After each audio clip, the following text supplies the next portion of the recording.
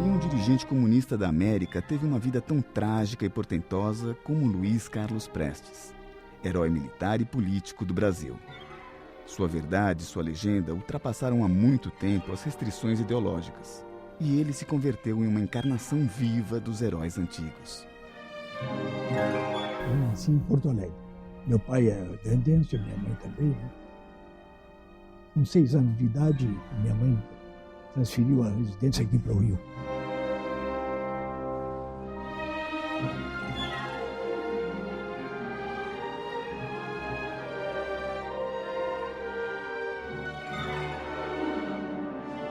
Mais tarde, em 1909, ela conseguiu que eu fosse matriculado no Colégio Militar.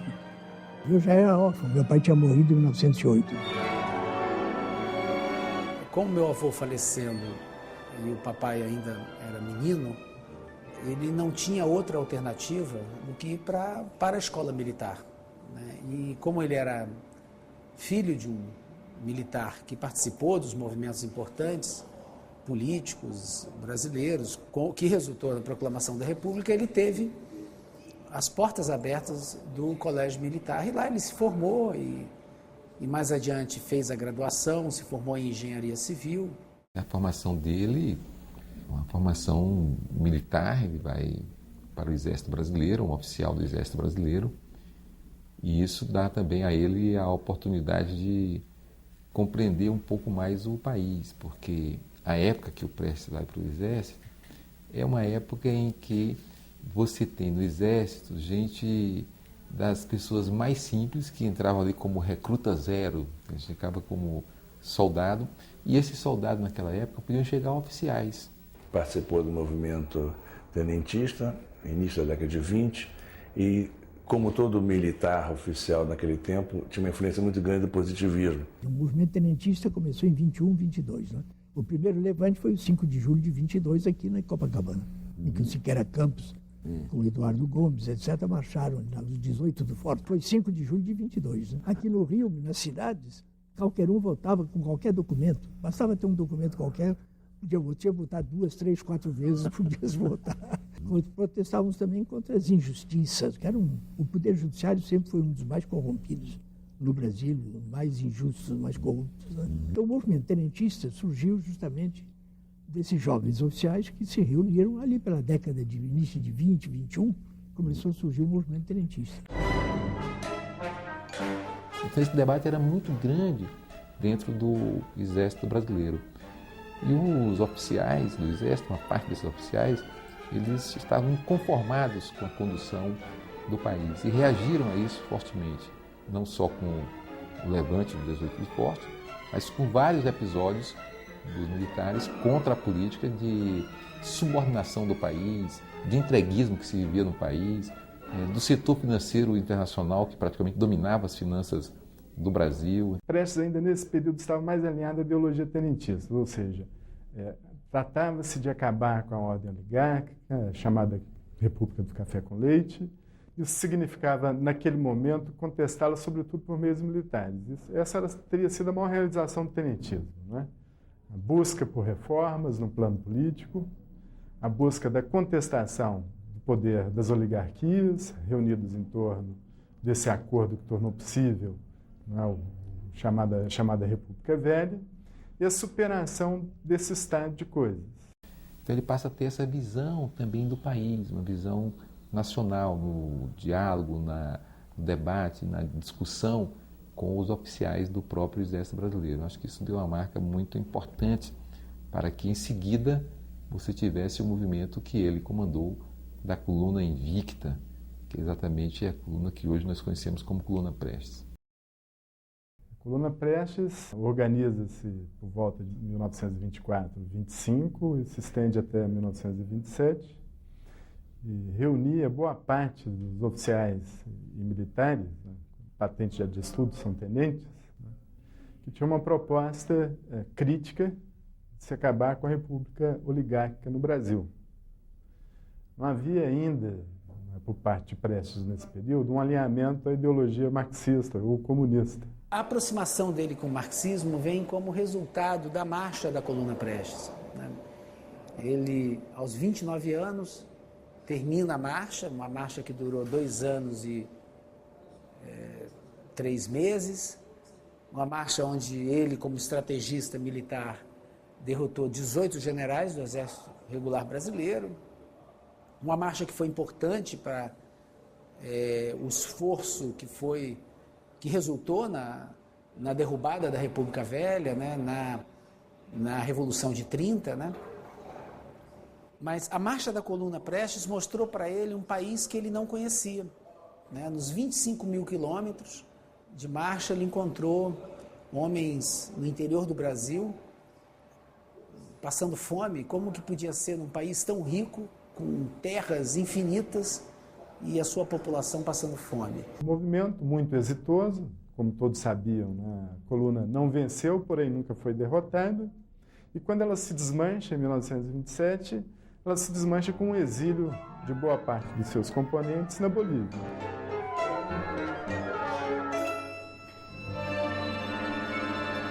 Ele se refugiou na Bolívia e aí que ele teve contato com o dirigente do Partido Comunista, que era o Astrogílio Pereira. É nesse momento que ele vai se aproximar dos livros marxistas. Um dos fundadores do Partido Comunista Brasileiro, Astrogílio Pereira, tem um encontro histórico com ele na Bolívia, em 1927, entrega alguns livros. Esses livros eram O Que Fazer, O Estado e a Revolução de Lênin, né? Esses livros me impressionaram muito. E após essa leitura, ele começa a ter uma aproximação maior com as ideias marxistas. Depois que os soldados, a maioria, voltou para o Brasil, já em 28 eu fui lá para Buenos Aires, que é um centro cultural, né? Lá eu tive contato logo com o Partido Comunista Argentino, né? E comecei a estudar o marxismo mesmo.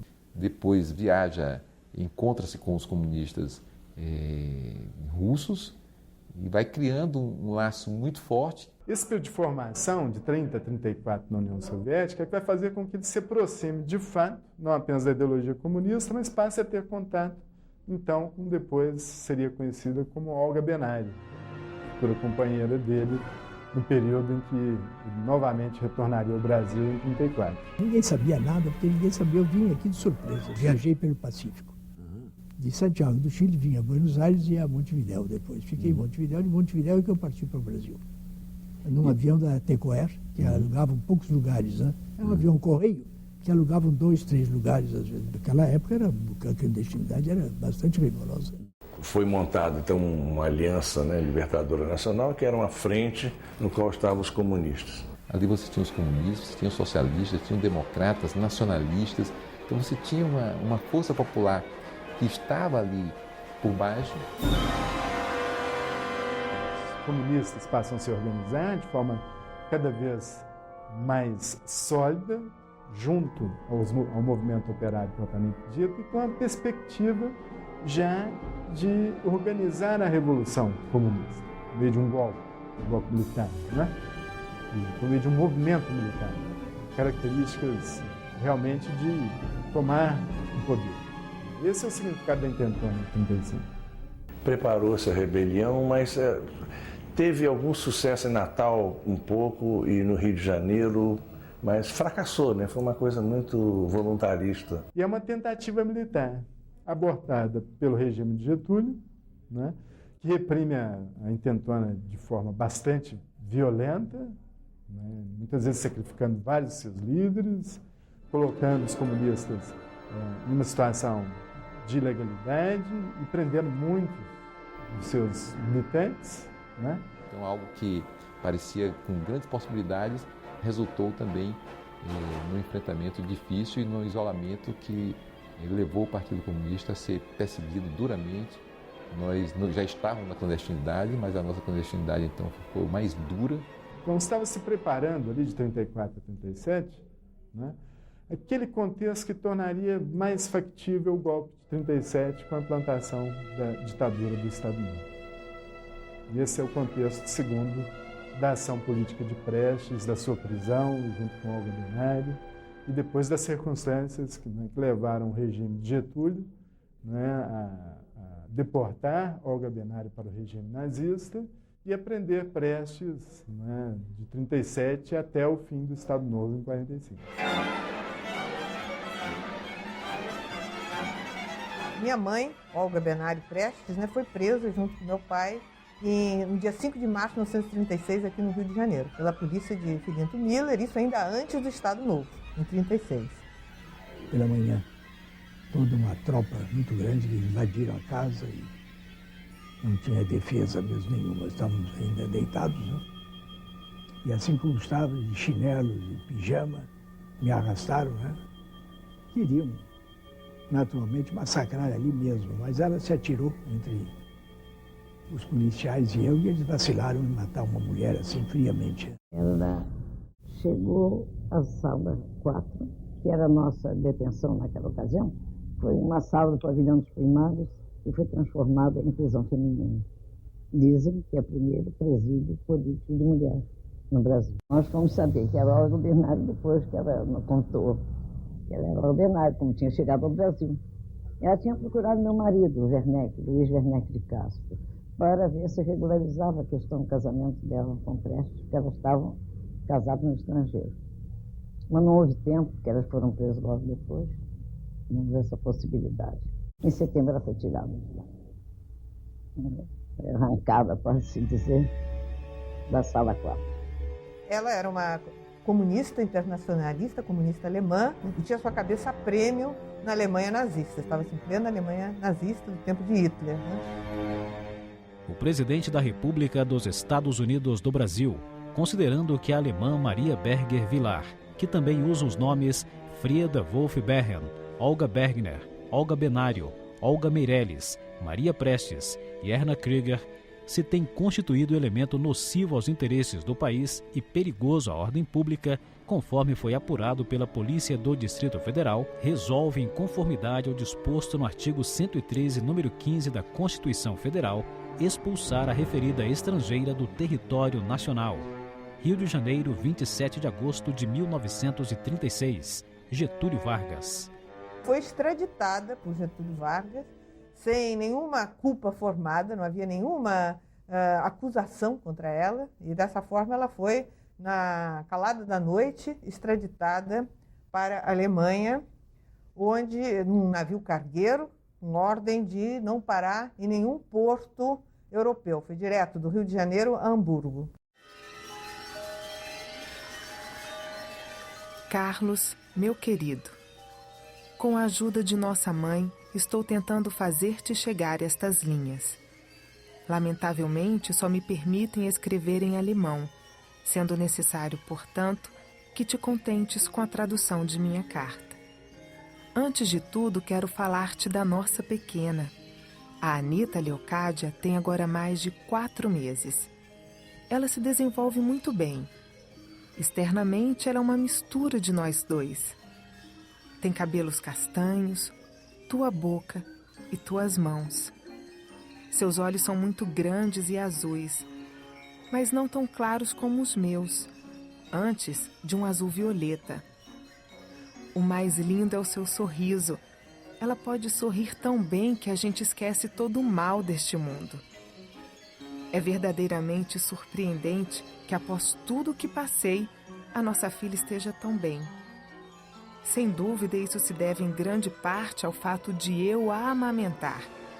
Enquanto eu puder fazê-lo, poderá ela ficar comigo, pois estamos no hospital de uma prisão de mulheres. A pequena Anita Leocádia envia muitos beijos ao seu papai. Eu te abraço de todo o meu coração. Tua Olga. Tratava-se de um bebê, de uma criança, que tinha nascido nessas condições, e que corria o risco de ser entregue, a um asilo nazista. E no asilo era porque minha mãe tinha maior pavor, As crianças perdiam o nome, viravam um número. Quer dizer, uma criança muito pequena, assim, de meses, de 1 ano, Passados os anos, como é que vai localizar essa criança, Muito difícil. Mas a campanha internacional, liderada pela minha avó paterna, Leocádia Felizardo Prestes, uma mulher muito corajosa, que nunca tinha participado assim, diretamente da política, se deslocou para Paris e percorreu toda a Europa, diversos países europeus. Sem dúvida que esse movimento foi importante, não só para salvar a minha vida, embora não tenha conseguido salvar a vida da minha mãe, melhorou as condições de carceragem do meu pai. Foi a força da campanha que levou a polícia aqui do famoso, famigerado Filinto Miller a permitir que Luiz Carlos Prestes se correspondesse com a família.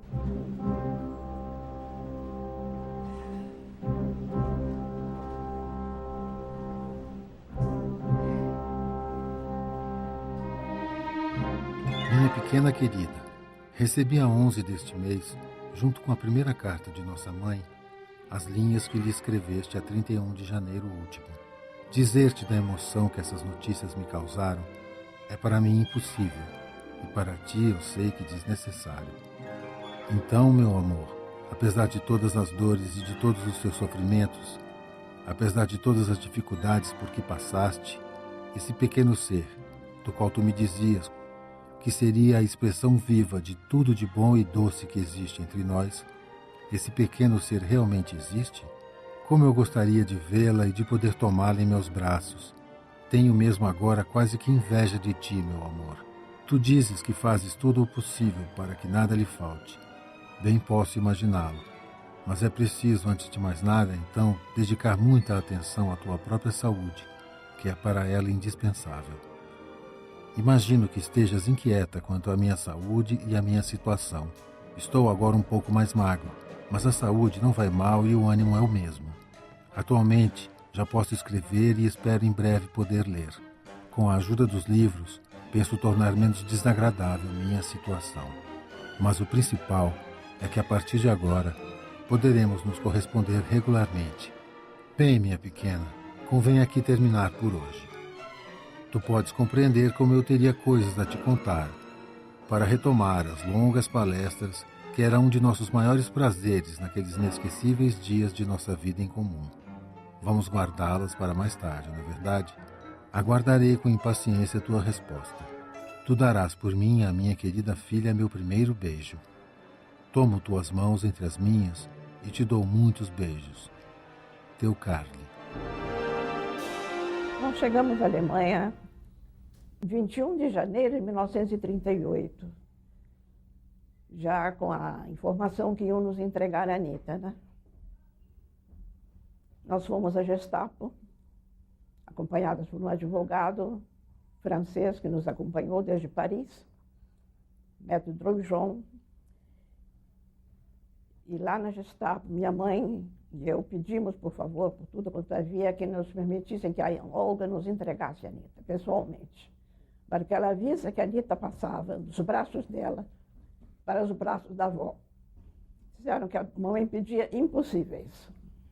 Aí, à vista disso, nós esperamos, veio uma funcionária lá da prisão, trazendo a Anitta do colo, a Anitta chorando, coitadinha, com as lágrimas correndo ainda, naturalmente, da separação da mãe, né? Eu imagino que deve ter sido um momento muito trágico para a Olga, né?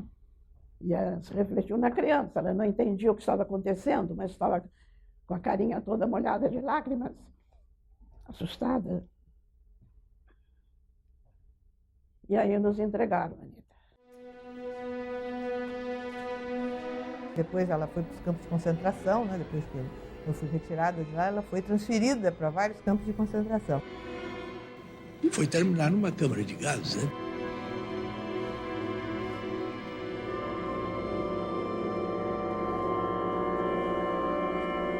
Ele ficou preso até 45.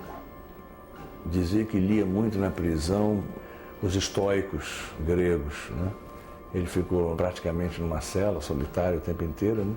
9 anos ficar numa prisão solitária não foi uma experiência fácil, né, para ele. E com certeza, para não enlouquecer, ele teve que manter um ritmo de muita disciplina, né, dentro da sua cela. Então, ele fazia muitos exercícios, não somente físicos, como exercícios mentais, né? E foram anos que ele dedicou muito à leitura, né? Vamos dizer assim, foi uma fase da vida dele onde ele pôde ler muitos livros. Já no final, o Getúlio abrandou a prisão, né, para o meu pai, E aí ele pôde receber algumas visitas importantes na prisão, oferecer entrevistas também. Eu só fui conhecer meu pai já com quase 9 anos, depois da anistia aqui no Brasil, em 45. Porque eu primeiro fui para a França, né? Depois nós fomos, a minha avó, a minha tia e comigo, né? Foram para o México, por pressão dos amigos, dada a proximidade da guerra, né? A guerra se aproximava. Então nós viajamos para o México, que nos concedeu asilo, e realmente vivemos. Lá no México a minha avó faleceu, e depois em 45, né, com a anistia aqui no Brasil, com a vitória, né, meu pai saiu da prisão, junto com todos os presos políticos, né, e só aí que então nós pudemos vir para o Brasil.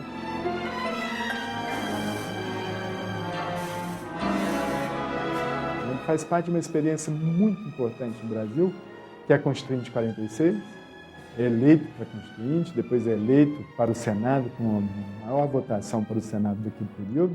É muito importante para assinalar o protagonismo político que a figura de Prestes adquirira naquele exato momento de transição. É importante retomar os discursos dele nesses 2 anos, 45 e 46, porque esses discursos expressam essa mudança de orientação político-partidária.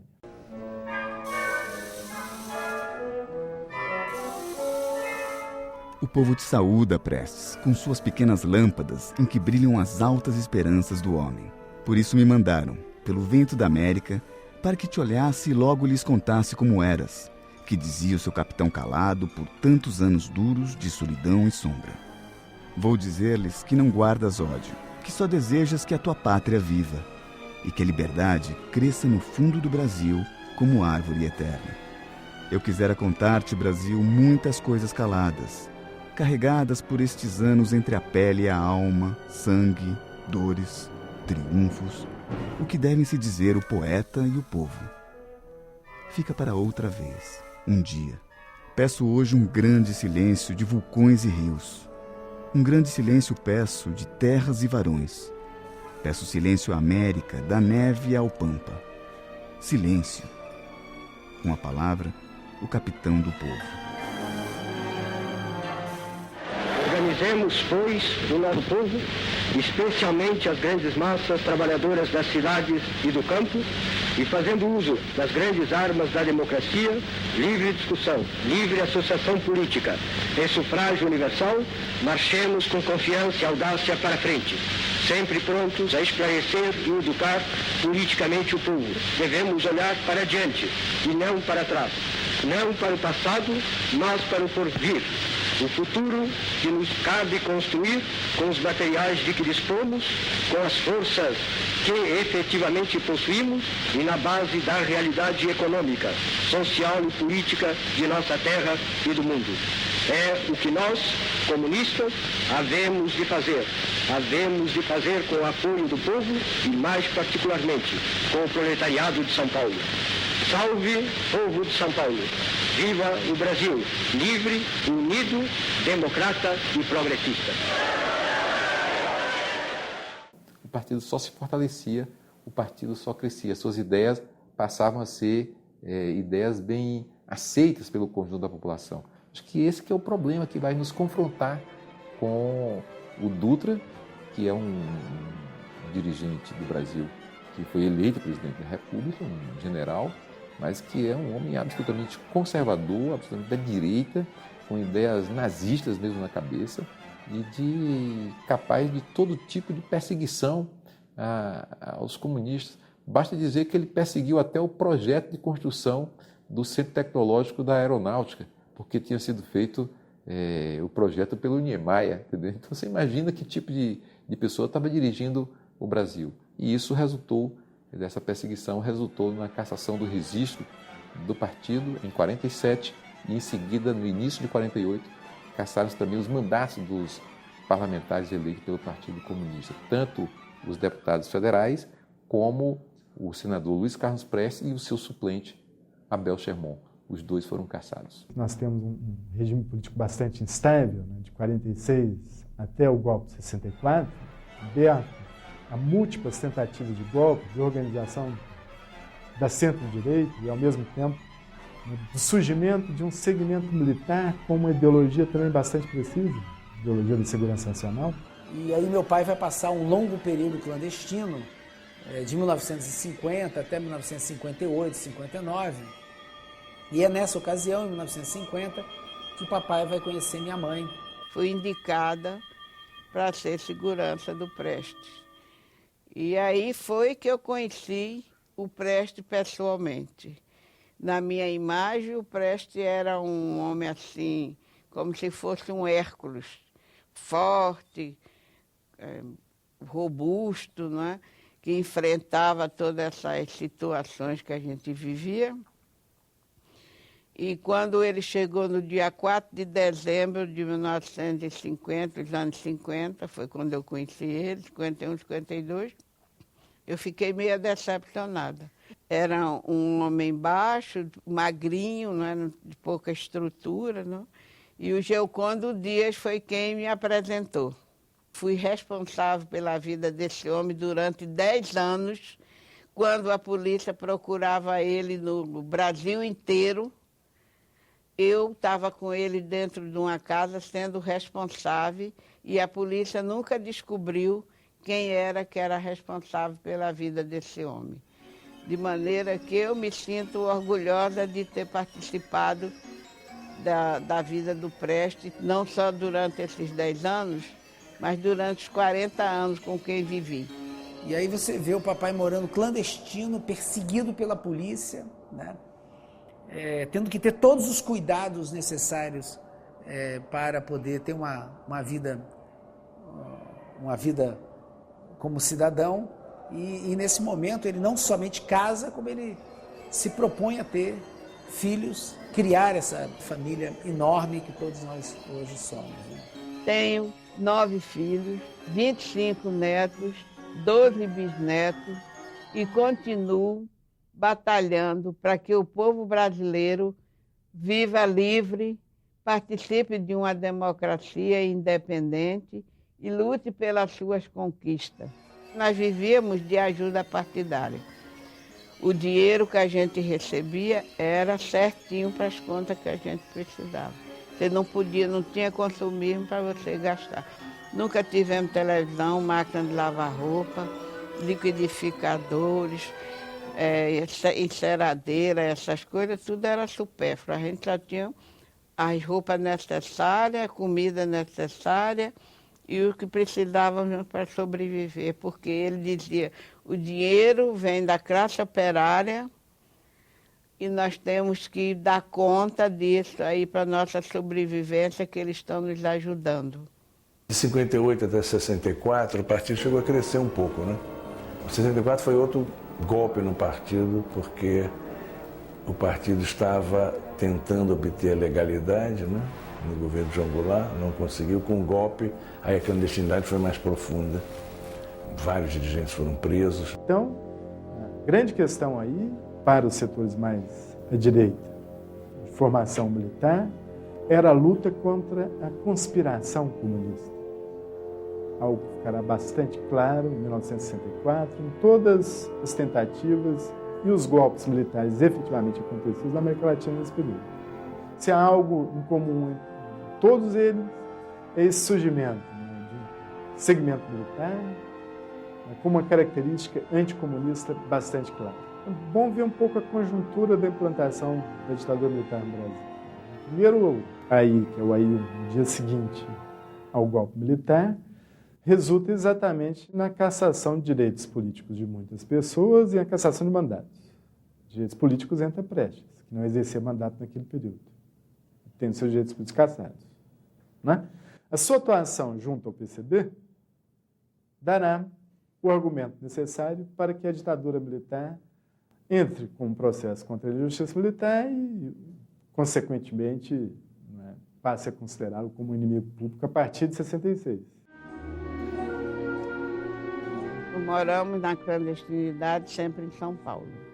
Então eu morei na Lapa, morei no Brooklyn, morei em Moema, morei na Bairro da Saúde, no Jabaquara, morei também em Diadema.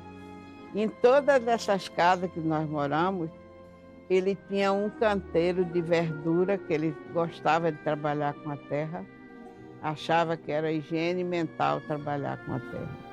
Ele fazia um canteiro, uma horta, com couve, com cebolinha, com salsinha, com pimentão. Ele trabalhava todo dia, além de um canteiro que ele fazia de rosas. Aí chegava, se você cismava que tinha alguém observando a casa, você tinha que deixar aquilo tudo para trás e não levar nada. Só saía mesmo com a roupa do corpo.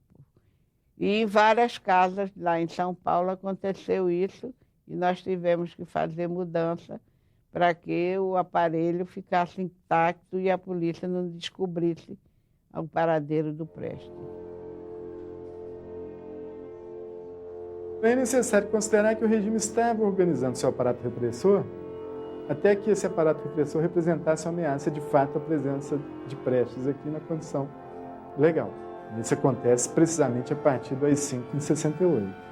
De forma que quando ele se exila na União Soviética em 1970, é evidente, as condições de permanência dele aqui eram extremamente inseguras.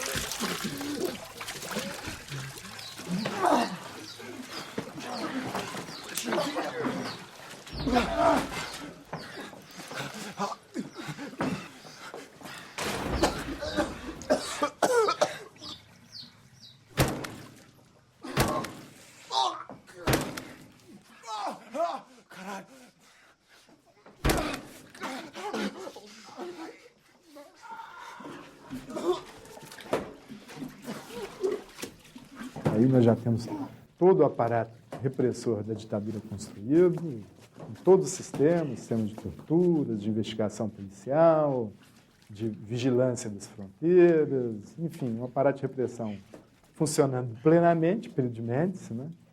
É o auge da ditadura militar do ponto de vista da organização do seu aparato repressor, os doicóides, polícias e exércitos conciliados, né?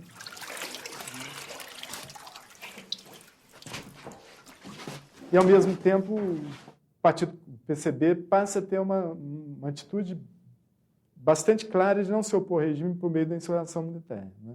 Isso já antes havia dado motivo a uma cisão entre o PCB e o PCdoB. O PCdoB, né, sempre a favor da resistência por meio da luta armada, foi o que efetivamente se contrapôs ao regime por esse viés, né? Até a experiência de Araguaia é bastante expressiva nesse sentido. O PCB não, tratava-se de se posicionar contra a ditadura, mas sem apoio à luta armada. Isso na nossa vida lá em São Paulo, a minha vida era vigiada frequentemente. Todos os lugares os meninos saíam para a escola, era vigiado, seguiam eles, eu seguia eles. Mas assim mesmo eu tive vários encontros clandestinos com o Prestes, e numa dessas viagens eu falei para ele que era melhor que a gente saísse do país, fosse para a Rússia. Porque quando eu estive lá em 64, eu falei com os companheiros lá da Rússia que eu gostaria que um dos filhos meus fosse estudar lá. E eles disseram, não tem problema, quando você quiser, é só mandar, pedir que a gente encaminha tudo isso. E dentro desse fato aí, nós achamos melhor emigrar para a União Soviética, a antiga União Soviética, aonde nós fomos viver lá. Porém, quando ele retorna, já em 1979, com a anistia, nós temos um Prestes aí, já bastante envelhecido, isso é claro, mas um Prestes que ficou 9 anos distante das estruturas locais e nacionais de organização do PCB, né? Um Prestes que não testemunhou como é que essa oposição dentro do regime viria a se transformar, vamos dizer assim, uma adesão quase simples do PCB aos partidos mais conservadores. Ele rompeu com o Partido Comunista, já com mais de 80 anos de vida, secretário-geral há muitos anos, né? E rompeu em uma situação muito difícil, em que ele ficou efetivamente sem recursos até para sobreviver. Quer dizer, a sobrevivência dele foi assegurada como? Oscar Niemeyer deu um apartamento, os amigos compraram um carro, né? E uma das irmãs dele, com a colaboração de vários amigos, fazia uma coleta mensal para ele poder sobreviver e se sustentar. Mas nada disso, né, impediu que ele rompesse na hora que ele se convenceu que aquele Partido Comunista tinha, como ele costumava dizer, traído os interesses da classe operária. Não era mais um partido revolucionário. E o papai, mesmo estando com 90 anos de idade, o papai vai percorrer o Brasil todo. Ele foi a todos os estados brasileiros e a quase todas as grandes cidades brasileiras, levando a mensagem da necessidade da eleição de Brizola para a presidência da República. E o papai deixa um exemplo nesses últimos 10 anos dele de vida ele continuou como um comunista revolucionário, mas também ele como cidadão, ele como brasileiro, ele não se furtou de participar das campanhas políticas que pudessem, de alguma maneira, abrir novas portas para o aprofundamento da democracia no Brasil. A esperança existe. A certeza, mais do que esperança, é a certeza de que o Brasil vai chegar a um regime novo, diferente, livre efetivamente da exploração do homem pelo homem.